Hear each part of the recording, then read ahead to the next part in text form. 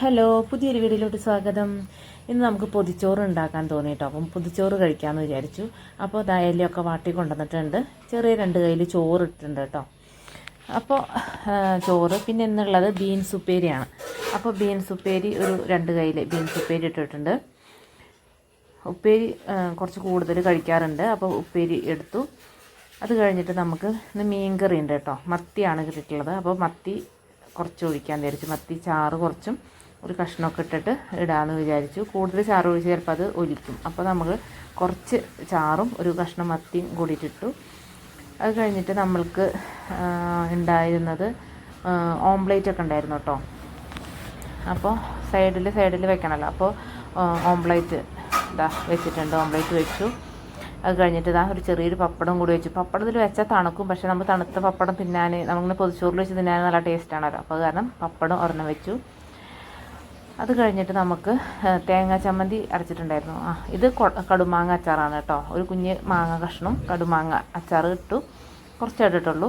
അത് കഴിഞ്ഞിട്ട് നമ്മൾ വെച്ചത് ചുട്ടരച്ച ചമ്മന്തിയാണ് കേട്ടോ, തേങ്ങാ ചമ്മന്തി. അത് വെച്ചു. അത് ചുട്ടരച്ച ചമ്മന്തി എല്ലാവർക്കും ഇവിടെ ഭയങ്കര ഇഷ്ടമാണ് കേട്ടോ. അപ്പോൾ അതും വെച്ചു. അത് കഴിഞ്ഞിട്ട് മത്തി വറുത്തതാണ് കേട്ടോ. മത്തി വറുത്തത് 2 പീസ് വെച്ചു. അപ്പോൾ ഇത്രയേ ഉള്ളൂ നമ്മുടെ പൊതിച്ചോറ്. ഇത് നല്ല രീതിയിൽ പൊതിഞ്ഞ് ഒരു 1-2 മണിക്കൂറെങ്കിലും കഴിഞ്ഞിട്ട് വേണം കഴിക്കാനായിട്ട്. അപ്പോൾ ഞാൻ 2 മണിക്കൂറിന് മുന്നേ ഇത് കെട്ടി വെച്ചിട്ടുണ്ടായിരുന്നു. അപ്പോഴാണല്ലോ തുറക്കുമ്പോൾ ആ വാടിയൻ്റെ മണവും എല്ലാം നമുക്ക് കിട്ടുള്ളൂ. അപ്പോൾ എന്തായാലും ഇത് പൊതിയാണ് അമ്മ. ഇത് കുഞ്ഞ് ഇല കിട്ടിയത്, കുറച്ച് വലുത് കിട്ടിയില്ല. അപ്പോൾ അഡ്ജസ്റ്റ് ചെയ്തിട്ടാണ് പൊതിയണത് കേട്ടോ. ശരിക്കും അതൊക്കെ എല്ലാം കൂടി കവർ ചെയ്ത് പൊതിയാനായിട്ട് പറ്റുന്നില്ല.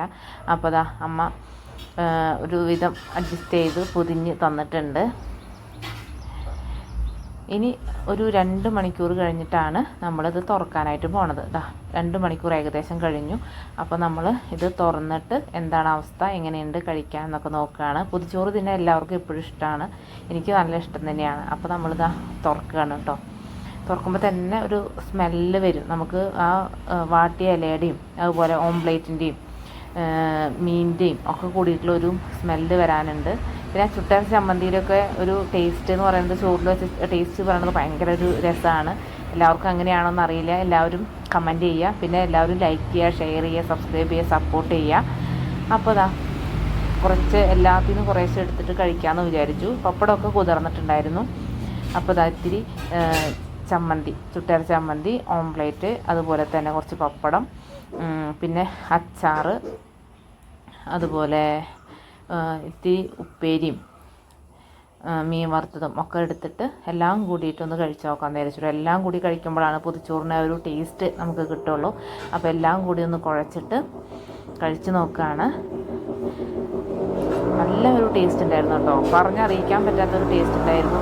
എന്തായാലും ഇത്രയേ ഉള്ളൂ. എന്തായാലും അടുത്ത വീഡിയോയിൽ എത്രയും പെട്ടെന്ന് കാണാമെന്ന് പറഞ്ഞുകൊണ്ട് നിർത്തുകയാണ്. താങ്ക്